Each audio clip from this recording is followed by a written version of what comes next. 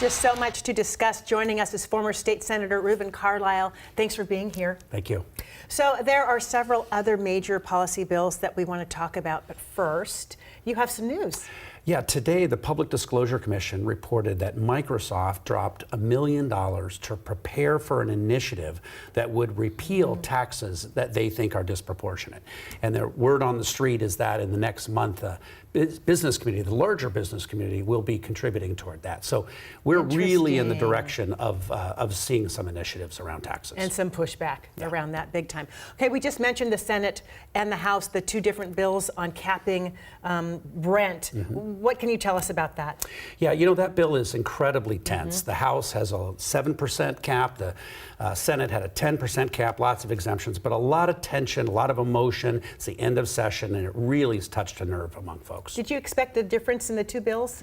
You know, I think that the tension around the specifics of the bills are secondary to sort of the emotional, raw fight, and the tension is really palpable, and I think that people are looking forward to a weekend. What about laws that could impact firearm sales? What are you hearing about that? There's a very large bill that would basically require you to get a permit before you purchase your gun, not at the point of sale. So it's a big priority of the Alliance for Gun Responsibility. We have a long history of initiatives in our state on gun safety, but that legislation is making its way through the legislature, and it's very tense, both from a partisan point of view as well as the seriousness of the issue. And then overlying all of this are the federal cuts that are coming and the pressures around that and what that's going to mean. What are you hearing about that? What kind of pressures are lawmakers feeling? Those pressures are incredibly serious because the legislature is trying to get out of town by April 27th, get their budget done.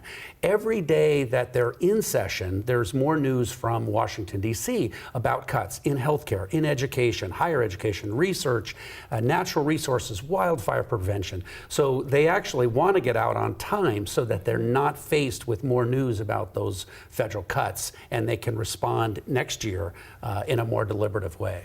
You've been in this position before where you're trying to make the deadline, you're trying to get out on time, you're scrambling. So just give us a sense of what is going on behind the scenes with all of that to deal with. Yeah, the fun games are over. It's the bottom of the seventh, the top of the eighth or so, and all the easy bills are done. So now every bill, every vote, every amendment is not only tense, but really serious implications for people.